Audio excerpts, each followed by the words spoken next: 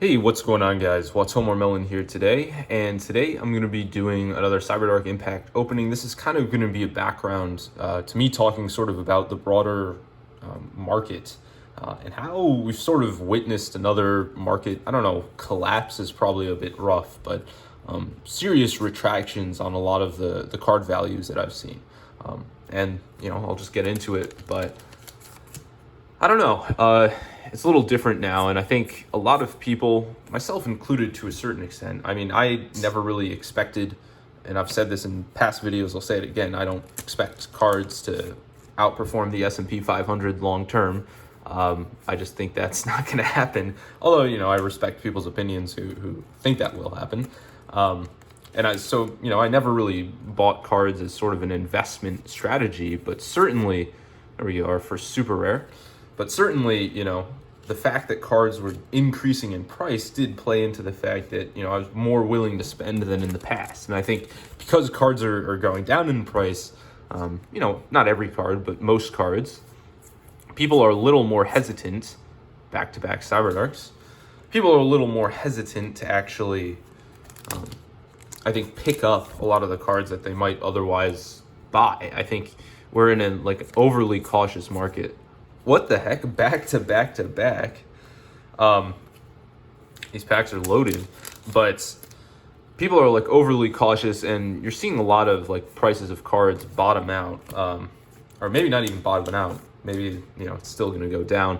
And particularly graded cards seem to be the number one class of collectibles that, or I guess class of Yu-Gi-Oh cards that are really taking the biggest hit. Playable cards. Oh, let's go. That is an absolute beauty right there. Oh, that's big.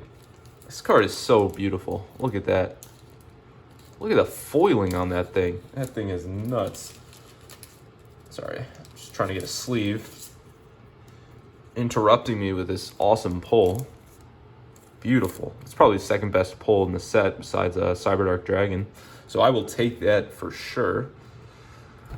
What was I saying? Well, yeah, so especially graded cards. And I personally, another foil, I have not sent any cards in a long time. Oh, actually, I did send one PSA submission, but the more I submit, and I've submitted exclusively to PSA and SGC, you realize how subjective it can be and how much you're just kind of hoping that the grader that you get is a nice grader, which kind of sucks. And it's making me realize, and I think a lot of people realize, that these insane premiums people are putting on, Gem Mint 10 cards, they're not really warranted, I don't think.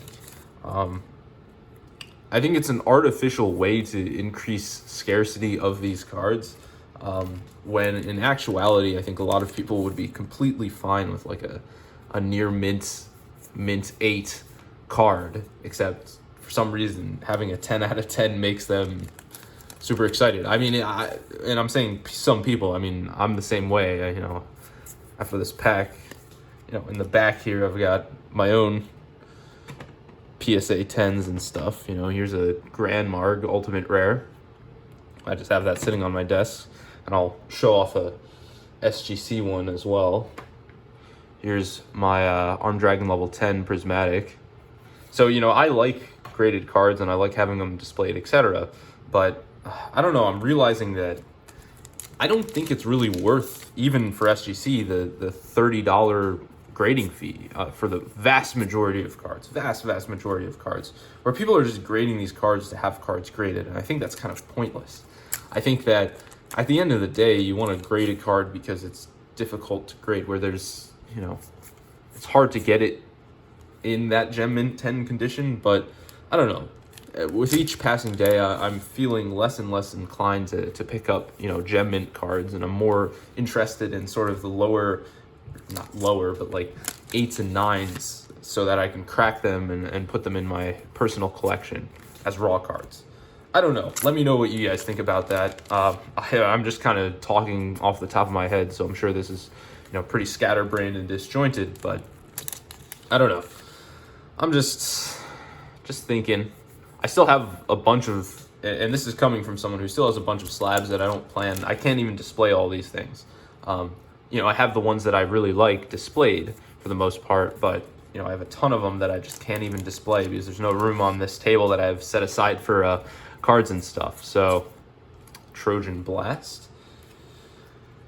So that's how it be. Alien card right there. Yeah, I have picked up a couple of cards. One of the things was I picked up 3 Honest Ghost Rare first editions. Those were primarily for my personal collection. I want to reorganize sort of my Ghost Rares. I don't know. I had 2 Power Tool first edition Ghost Rares that I don't really want. And also, I like Power Tool. It's my favorite of, I think, the Signer Dragons. But I think I prefer Honest a whole lot more. I prefer Honest to Power Tool Dragon for sure as a Ghost Rare. And then also, I had these Divine Dragonite Felgran, a playset of those, that I'm going to try and replace with Cyber Dragons when Ghost from the Past 2 comes out. Cyber Esper. This is probably one of the worst Ultimate Rares. But we got Allure Queen, so I'm not going to be too upset at all. Here we go. We got Cyber Esper. Still a really nice foil. I mean, they did an awesome job on these foils. Cannot complain about the foiling at all. Kind of wish I had more of these boxes. I didn't pull Cyber Dark Dragon yet, so that's a little sad. But what was I saying? Yeah, I still have been buying stuff to try and... There are a couple of things I wanted to switch around in my collection. And there's a guy who has 2 Thestalos the Firestorm Monarch PSA 10 Ultimate Rare first editions, and he won't sell his cards, which kind of sucks. It's like you have 2 of them. I really need it to complete my Monarch collection. That's the one thing that I want to finish in PSA 10. That's like the one graded thing that I want to finish. And then I also want to finish, I want to get all the Earthbound Immortals Ultimate Rare Japanese in SGC 10. So those are the 2 things I'm really trying to complete at the moment. But, we'll see where it ends up. Other than that, graded cards for me, I'm not as interested in them. I still like the cards and I'm still a fan, but I just think that the huge premiums people are putting on them aren't really warranted in them. The market right now is, I think, a lot of people realizing that, myself included, but I do think a lot of people are very gun shy because they over leverage themselves, put way too much money into pieces of cardboard with plastic around them that said 10, and I think they're a little hesitant to put any money even for cards that they actually do want. All right, so pretty good pulls. I mean, obviously the big hit is the Allure Queen level 7 Ultimate Rare. Beautiful. But thank you guys for watching. Let me know what you guys think, and peace out.